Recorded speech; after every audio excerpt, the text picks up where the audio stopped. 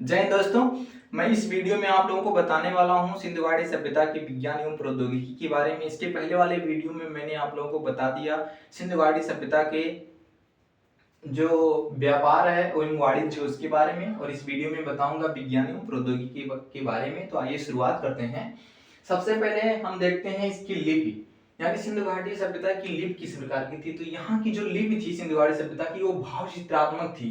भाव चित्रात्मक का मतलब होता है कि उस लिपि में कोई अक्षर नहीं लिखा गया था, बल्कि एक चित्र बनाया गया था। उस चित्र के द्वारा इस भाव को समझ लिया जाता था कि उसमें क्या लिखा, यानी वो क्या कहना चाहता हमसे। जैसे कि हम लोगों की जो लिपि है वो देवनागरी लिपि, और देवनागरी लिपि में अक्षर ऐसे लिखा होता है, तो उस अक्षर को पढ़कर हम समझ जाते हैं कि उसमें कौन सी भाव निहित है। ठीक, तो उसी प्रकार वहां पे भाव चित्रात्मक थी। लिखावट क्रमशः दाईं ओर से किया जाता था। हम लोगों में क्या, देवनागरी लिपि में क्या है, हम बाईं ओर से दाईं ओर लिखते हैं, लेकिन भाव चित्रात्मक लिपि जो थी सिंधु घाटी सभ्यता की, उसमें दाईं से बाईं ओर लिखा जाता था। ठीक, फिर हम दूसरा देखते हैं धातु कर्म। कच्ची धातु से शुद्ध तांबा निकालने की तकनीक से परिचित थे, यानी सिंधु घाटी सभ्यता के लोग कच्ची धातु से तांबा निकालने की जो तकनीक थी वो उसको जानते थे। ठीक, इस प्रकार वो कच्ची धातु से तांबा यानी शुद्ध तांबा निकालते थे। चूंकि तांबा 1083 डिग्री सेल्सियस पर पिघलता है, अतः इतना ताप पैदा करने की तकनीक से भी परिचित थे।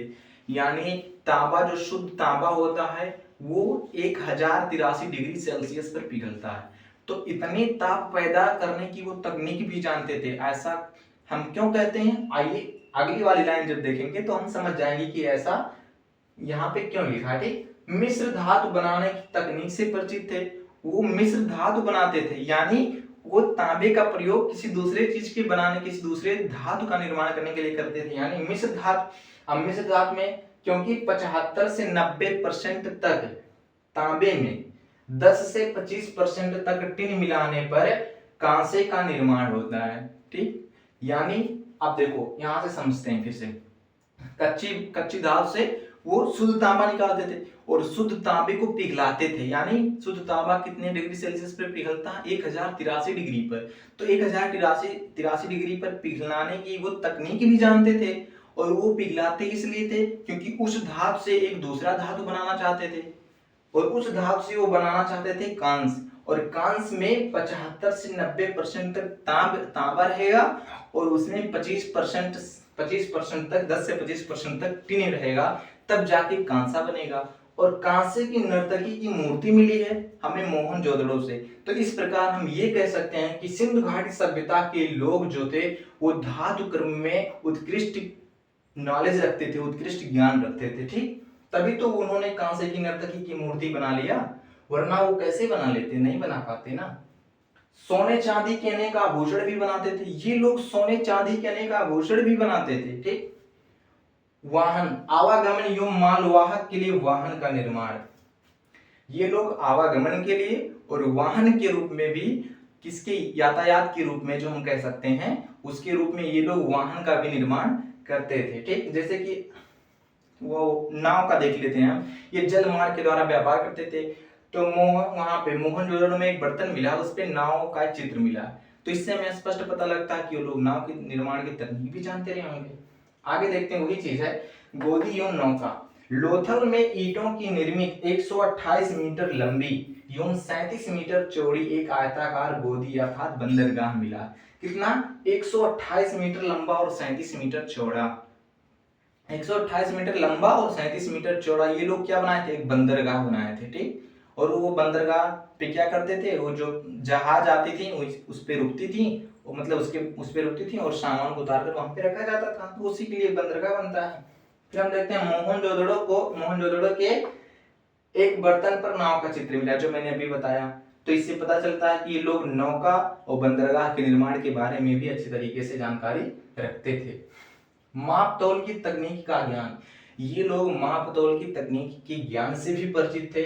150 बाट मिले हैं सिंधु घाटी सभ्यता में, 150 बाट मिले हैं। ठीक, सबसे बड़ा बाट जो था वो 1375 ग्राम का एवं सबसे छोटा बाट 0.87 ग्राम का था। इनका जो सबसे बड़ा बाट था वो 1375 ग्राम का था और सबसे छोटा पार्ट 0.87 ग्राम का था। ये इनका बांट था, ठीक।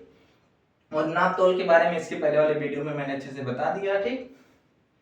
नगर नियोजन, नगर नियोजन ये विज्ञान एवं प्रौद्योगिकी के अंतर्गत आता है सिंधु घाटी सभ्यता की विशेषता में, ठीक। नगर नियोजन के बारे में मैंने इस पे एक वीडियो ही बनाया, नगर नियोजन सिंधु घाटी सभ्यता के। लेकिन आपको मैं संक्षिप्त में से बता दूं, नगर नियोजन जो था सिंधु घाटी सभ्यता का, वो सिंधु घाटी सभ्यता का सबसे प्रमुख विशेषता थी, ठीक।